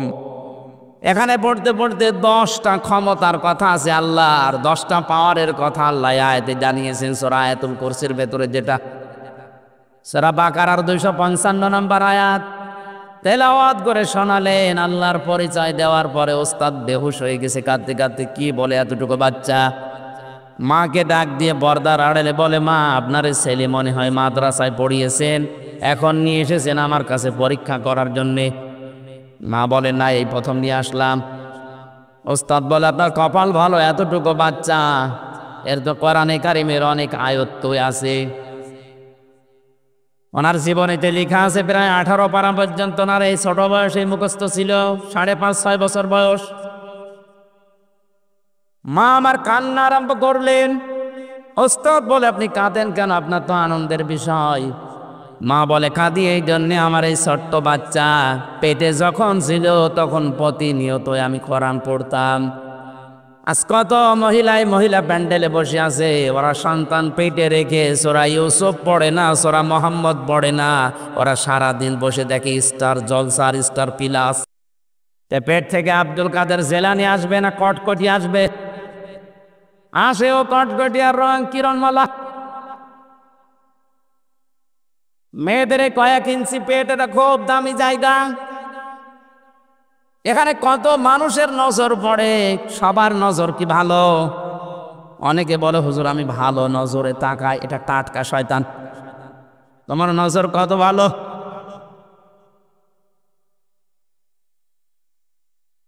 নিজের বউ সুন্দর, মেয়ে সুন্দর, অনেকে দিশা পায় না করবে কি, আরো সুন্দর করে সাজিয়ে রাস্তায় নিয়ে মোটরসাইকেলে ঘোরায়, মানুষকে দেখায় যে জিনিস আমার আছে। তো জিনিস আমি করবো কি? জিনিস আছে তোর নিজের জন্যে। আর ওইটা রাস্তা দিয়ে মোটর সাইকেলে করে নিয়ে যায়, এই যুব সংঘের যুবকরা দেখে আর বলে আল্লাহ মাল গেল। বলবে তো, আপনার বউকে দেখে মেয়েকে দেখে কেউ যদি বলে মাল গেল, ওই মালের পেটে আর ভালো মাল আল্লাহ দেবে না। শেষে আপনার বাচ্চা হবে ঠিক, কিন্তু হবে ডিপ জল, খাইছে ধরে। আশা করছে আপনার পেটটা আপনি সংরক্ষণ করেন। আব্দুল কাদের জেলানী যে মায়ের পেটে এসেছিল, ওই মায়ের পেট আর আপনার পেট আকাশ পাতাল। আব্দুল কাদের জেলানীর মা বলে আমার এই সন্তান পেটে রাখা অবস্থায় প্রতিনিয়ত আমি কোরআনে কারিম পড়তাম। শুধু কোরআন পড়েছি তা না, এই সন্তানটা জন্ম নেওয়ার পরে একে আমি পাশে বসিয়ে ফজরের নামাজ আদায় করে যখন তেলাওয়াত করতাম, আমি নিজেও কোরআনের হাফেজা। আমার এই ছোট্ট বাচ্চা আমার মুখের দিকে তাকিয়ে মুখ মেলাতো। আমার আফসোস হয় এই কারণে, আমি যদি আর একটু কষ্ট করে পুরা কোরআনটা এভাবে প্রতিনিয়ত পড়তাম, আমার এই ছোট বাচ্চা এতটুকু বয়সে 30 পারা কোরআনের হাফেজ হয়ে যেত। আব্দুল কাদের জেলানী এমনি হয় না, পেটে মায়ের পেট তৈরি করা লাগবে ওই রকম ভাবে। কোন মহিলাকে নবীজি কিন্তু দাজ্জুস বলেন না। আর দাজ্জুস লা ইয়াদখুলুল জান্নাহ, এটা মুযাক্কার শব্দ, পুরুষ। ওই পুরুষ দাজ্জুস যার মেয়ে, যার বৌমা, যার বউ, যার বোন বেপরদায় চলে, ওই পুরুষকে নবীজি দাজ্জুস বলেছেন। আর দাজ্জুসের জন্য জান্নাত হারাম। আর দাজ্জুস লা ইয়াদখুলুল জান্নাহ, দাজ্জুস জান্নাতে যাচ্ছে না, যাবে না। এদখলো মোজারে বর্তমান ভবিষ্যৎ, প্রেজেন্ট ফিউচার। এ হাদিসের ব্যাখ্যায় পড়েছি, কোন মহিলা বেপরদায় চলার কারণে যদি জাহান্নামী হয়ে যায়, কমপক্ষে 4 জন পুরুষ মানুষ সাথে নেবে। তার বাবাকে নেবে, তার বড় ভাইকে নেবে, তার নিজের স্বামীকে নেবে, তার বড় ছেলেকে নেবে। ও বাংলার মুসলমানেরা, এই জন্যই তো পর্দা পর্দা পর্দার কথা বারবার বলা হয়।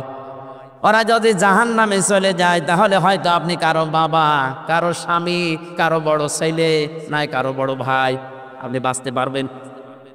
বলেন। কোরআনের উপরে আমল বাড়াতে হবে আমাদের। শুধু আমল বাড়ালে হবে না, আমলটা মানুষের কাছে পৌঁছিয়ে তাকে মানার মতো ব্যবস্থা করে দেওয়া লাগবে। আজ কোরআনের আমল বাংলাদেশে করা সহজ না কঠিন? আগুন হাতে রাখার মতো কঠিন। এখন কোরআনের আমল করা খুব কঠিন হয়ে দাঁড়িয়েছে। যে 4টা অর্থ বললাম, শুদ্ধ করে পড়া, বোঝা, আমল করা, আর মানুষকে আমল করানোর জন্য পরিবেশ তৈরি করে দেওয়া। আপনি বলেন তো, এই 4টা কাজ বাংলাদেশে আমরা পারছি, তাহলে দুনিয়ার হাসানা আমরা পাইনি, খালি মোনাজাতি শেষ। 2 নম্বরে দুনিয়ার হাসানা হচ্ছে কেউ যদি কোরআনের হেদায়েত পায়। এই যে নরসিংদীর গিরিশচন্দ্র সেন বেটা হিন্দু, ও কোরআন পেয়েছে, কোরআন পড়েছে, বুঝেছে, লিখেছে, কিন্তু কোরআনের হেদায়েত পায়নি। এজন্য মারা যাওয়ার পরে জানাজাও হয়নি, কবরেও দেয়নি, পুড়িয়ে ফেলেছে।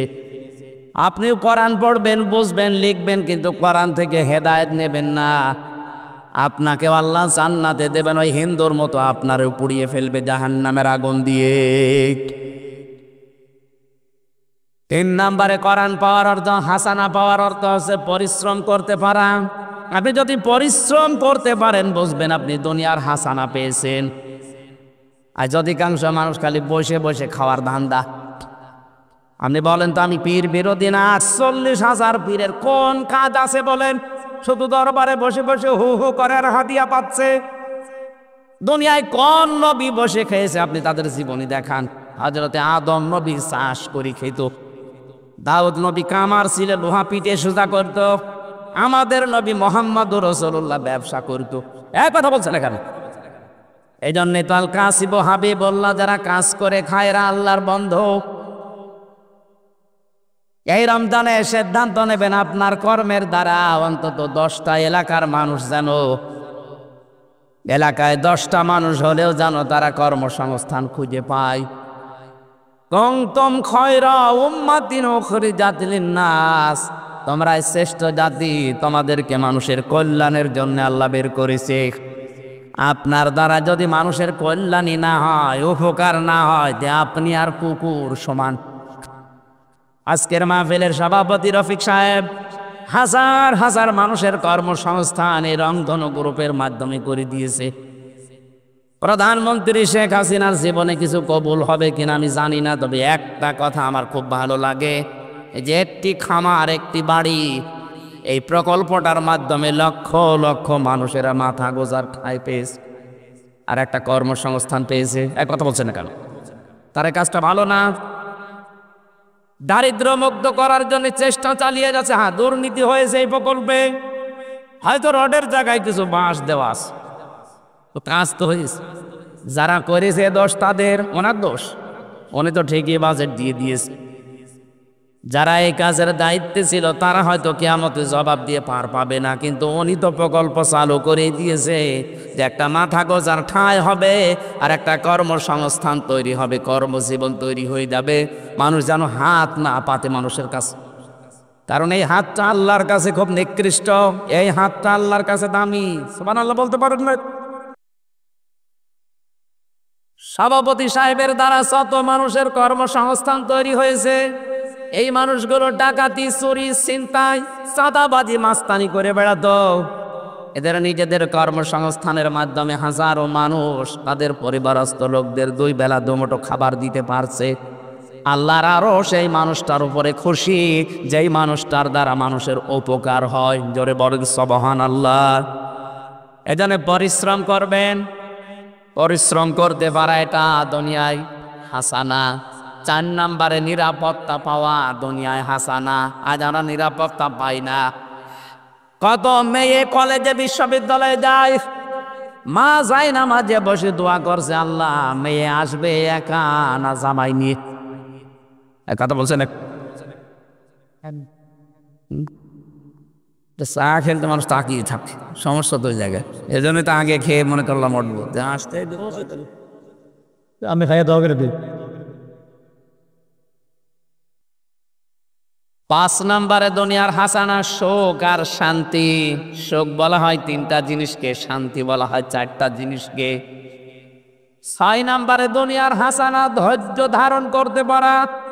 বিপদ যত কঠিন হোক, যদি ধৈর্য ধারণ করতে পারেন, এটা দুনিয়ার হাসানা আপনি পেয়েছেন। ধৈর্য কাকে বলে, কত প্রকার, কি কি, হালকা হলেও 3 বছর টের পেয়েছি। একটা ঘরের ভেতরে 24 ঘন্টা আমাদেরকে তালা লাগিয়ে রাখত। খাঁচার ভেতরে যে পাখি থাকে কত কষ্টে আমি এই 3 বছর বুঝেছি।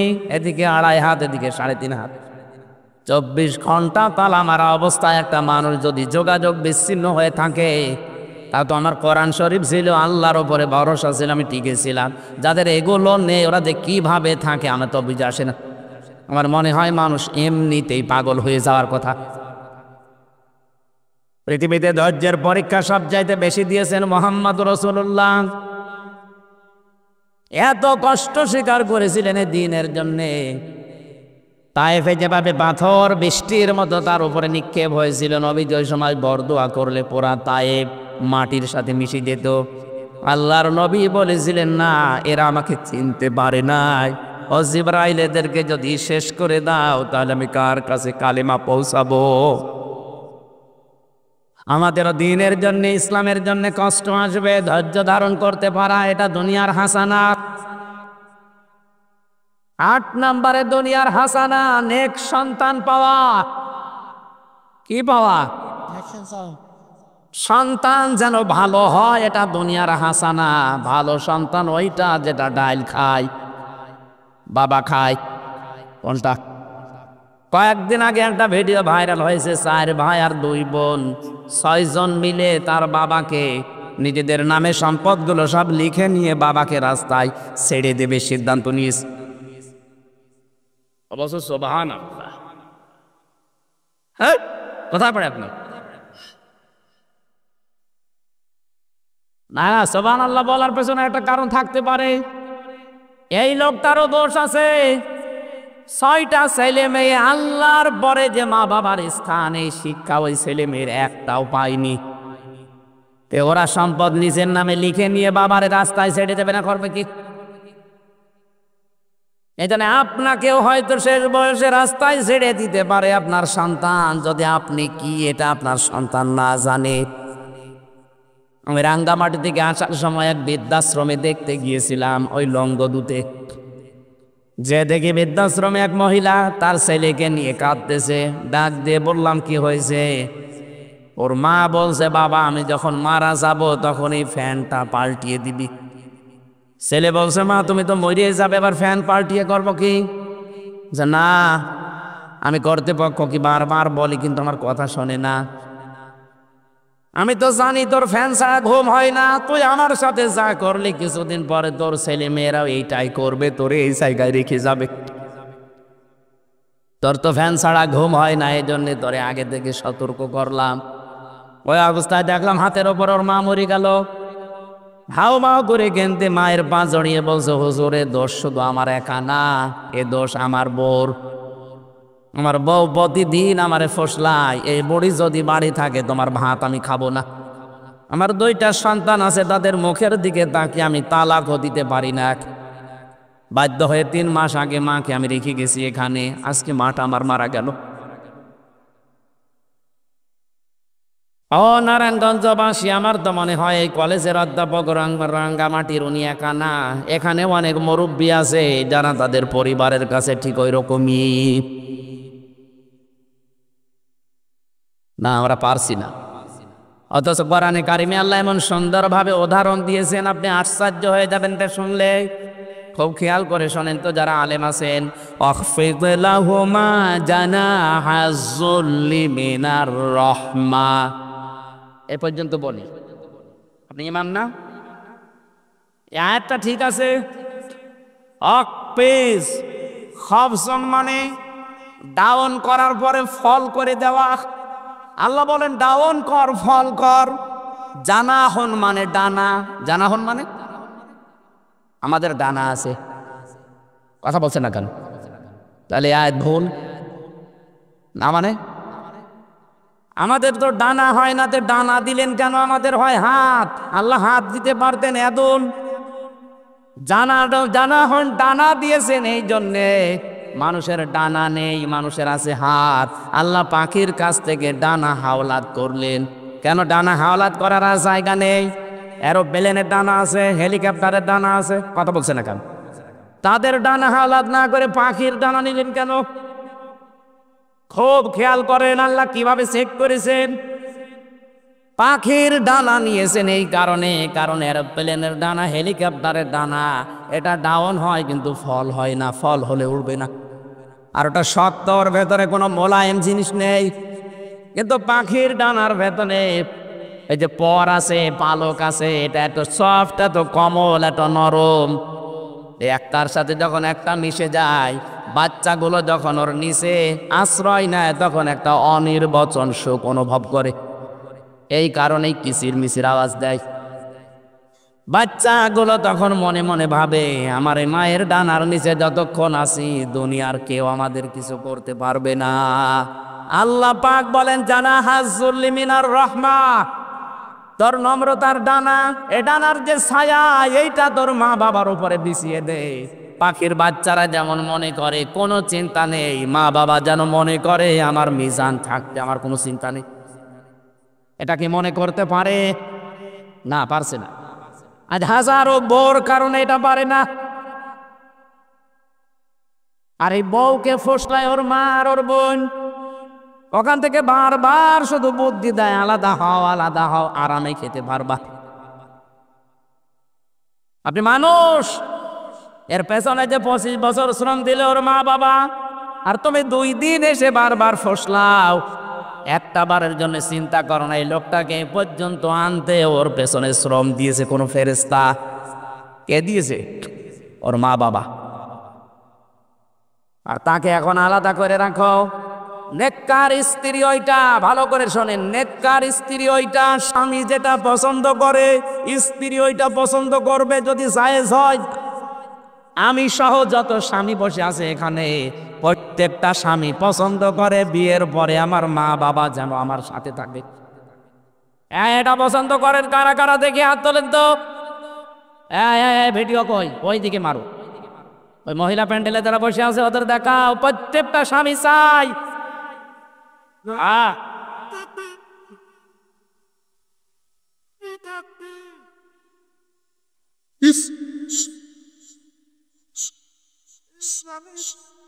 বসেন।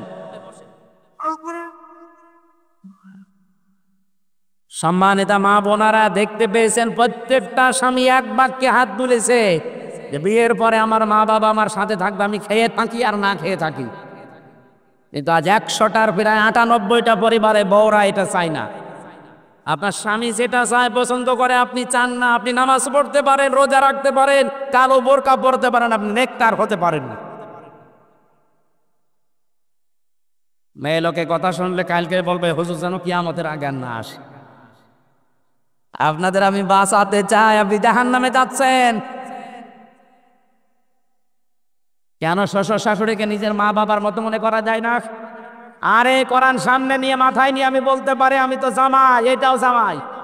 যারা জামাই আছে আমরা শ্বশুর শাশুড়িকে যেই নজরে দেখি, বউগুলো যদি আমাদের মা বাবাকে ওই নজরে দেখতো, কিয়ামতের আগে এই দেশে কেউ আলাদা হতো না, খালি ফুসলায়। তো নিজের মা বাবা হলে কিয়ামতের আগে তুই বলতে পারতি যে এটা বৃদ্ধাশ্রমে দিয়ে আসো, এটা আলাদা করে দাও।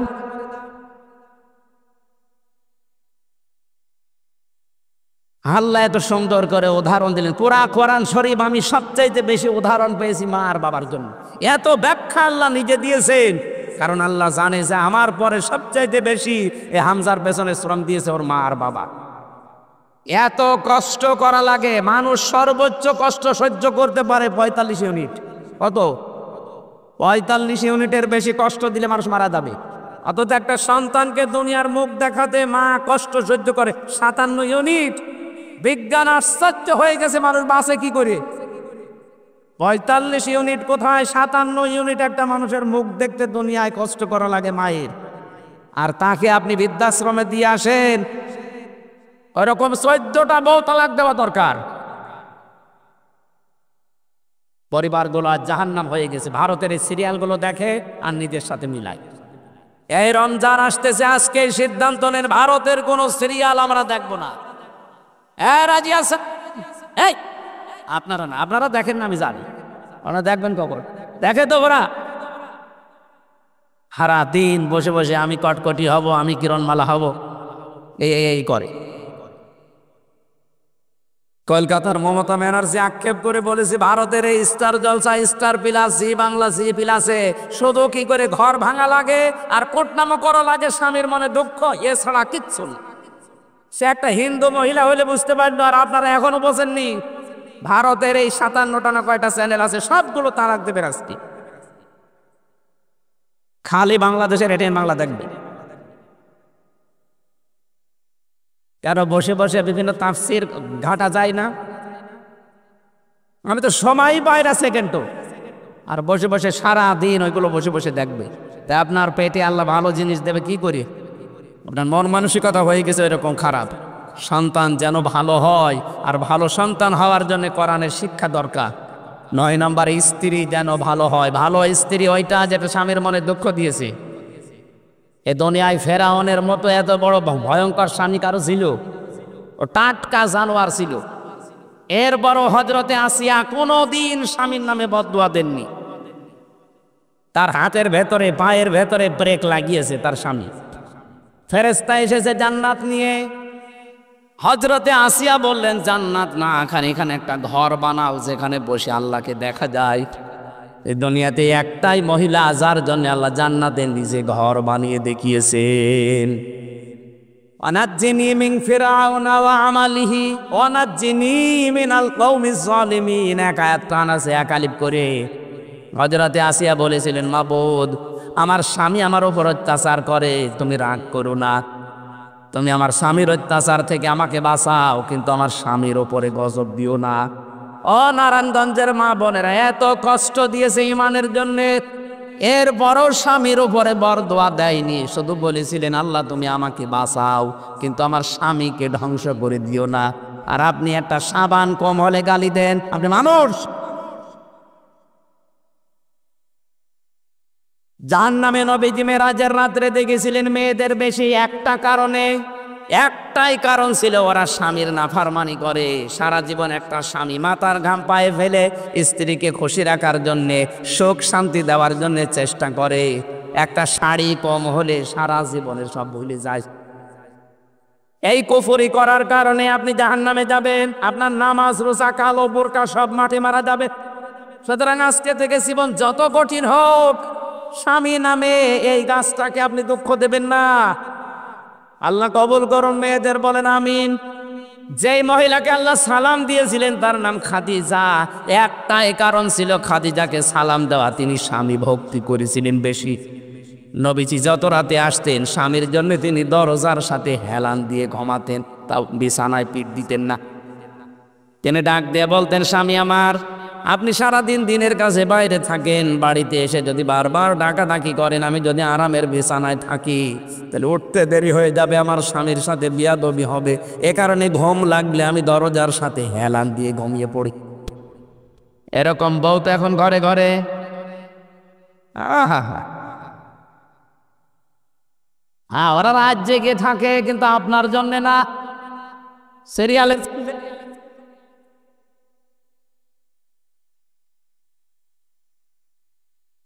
10 নম্বরে সমাজ, কোরআনের সমাজ যেন পাওয়া যায়। এটা দুনিয়ার হাসানা, আজ পর্যন্ত কোরআনের সমাজ আমরা দেখতে পেলাম না। 500 আয়াত লাগে কোরআনের সমাজের জন্য, একটা আয়াত আমাদের দেশে নেই। কোরআনের সমাজ আমরা কোথায় পাচ্ছি? খালি রব্বানা আতিনা ফিদ দুনিয়া হাসানা দোয়া করে যাচ্ছে। অফিল আখিরাতি হাসানা, আখিরাতের হাসানা 5টা। মরণ যেন ভালো হয়, আখিরাতের হাসানা। ভালো মরণ ওইটা যেটা গলায় দড়ি দিয়ে হয়, বিষ খেয়ে হয়, কি শাহাদতের মরণ। 2 নম্বরে কবর যেন ভালো হয়, ভালো কবর ওইটা যেটা পাকা করা হয়। হযরতে ওসমানের মতো মানুষ পড়ে আছে, জান্নাতের সার্টিফিকেট পেয়েছে তিনি। একটা পাথর দেওয়া শুধু কবরের উপরে, বোঝা যাচ্ছে না। আর বাংলাদেশে গরু ছাগল মরে যায়, কবর 3 তলা হয়। কোন কারণে আপনি কবর পাকা করেন বলেন? উপরে 5 তলা বানালে ভেতরে জানলা আগুন লাগিয়ে দেবে। কবর বোঝা, পীর বোঝা, মাজার বোঝা, এটা বন্ধ করা দরকার। কোন কবর পাকা করা জায়েজ নেই। কোন কারণে পাকা করবেন আপনি? আপনার কবর কি ওসমানের চাইতেও দামি হয়ে গেছে? 3 নম্বরে হাসর যেন ভালো হয়। দুনিয়ায় যার সাথে আপনি মহব্বত করবেন, চলাফেরা করবে, কিয়ামতে তার সাথে হাসর হবে। 4 নম্বরে হাউজে কাউসারের পানি যেন পাওয়া যায়। 5 নম্বরে বিনা হিসাবে যেন আল্লাহ জান্নাতে দিয়ে দেয়। 5টা হচ্ছে আখিরাতের হাসানা। ওয়াকিনা আযাবান নার, জাহান্নাম থেকে বাঁচার উপায় একটা। কেউ যদি দুনিয়ায় দিন কায়েমের জন্য চেষ্টা চালায়, ওর আর কিছু না হোক, আল্লাহ ওরে জাহান্নামে দেবে না। এজন্য দুনিয়ায় টার্গেট থাকা লাগবে, আপনি যাই করেন দিন যেন, ইসলাম যেন এই দেশে কায়েম হয়। আল্লাহ আমাদেরকে এই 16টা কাজ আয়াত থেকে নেওয়ার তৌফিক দিন, আমিন। আল্লাহুম্মা আমিন। রব্বানা যালামনা আনফুসানা ওয়া ইল্লাম তাগফির লানা ওয়া তারহামনা লানাকুনান্না মিনাল খাসিরিন। রব্বুল আলামিন, চাতক পাখির মতো নারায়ণগঞ্জ রূপগঞ্জের এই মাসিনা এলাকার দিকে তাকাও। তোমার বান্দা বান্দিরা কোরআনে কারিম শোনার জন্য এরা নিস্তব্ধ হয়ে বসে আছে। আমি আয়াতের ব্যাখ্যা যদি এখনো করতাম কেউ বাড়ি যেত না। কোরআন শোনার জন্য যাদের এত আগ্রহ, এই মানুষগুলোকে অমরের মতো বানিয়ে দাও। সওয়াব যদি দিয়েই থাকো,